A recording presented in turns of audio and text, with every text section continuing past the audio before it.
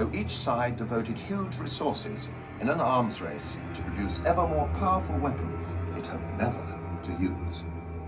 A full-scale nuclear war would destroy planet Earth and every living thing on it. Of course, mad also means insane.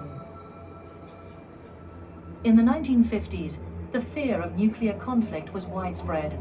CND, the Campaign for Nuclear Disarmament, was launched in London in 1958. One of its leaders was the philosopher Bertrand Russell. But CND was supported by every section of society. We think that the policy which is being pursued by the Western powers is one which is almost bound to end in the extermination of the human race. The annual marches between the atomic weapons establishment at Aldermaston and London attracted many thousands from all walks of life, and the CND symbol appeared everywhere.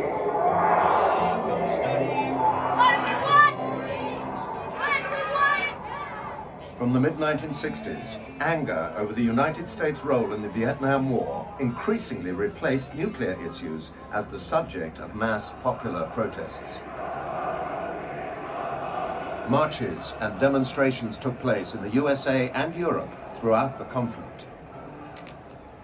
In London, protests in the late 1960s centered on the American embassy in Grosvenor Square.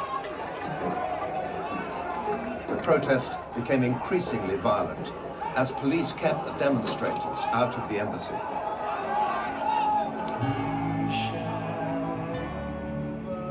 In the late 1970s, suddenly the nuclear threat was back, and talk of nuclear war commonplace. The anti-nuclear movement was revived.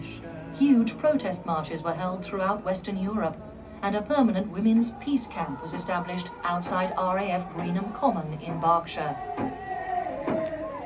The Greenham women who were camped up there had been round the wire for months beforehand, snipping all the wires in unnoticeable little places. So what was left to do on that day was very little. We only had to cut the top wire, holding it, and the whole fence came down. In December 1982, 30,000 women protesters linked hands around the base. But despite the pressure from disarmament groups, NATO went ahead with its deployment plans. From 1989 to 1991, the Communist Party dictatorships of the Soviet Union and Eastern Europe collapsed, and Germany was reunified. The Cold War was over. Protest played its part, and perhaps the strategy of the superpowers wasn't so mad after all. The world had survived.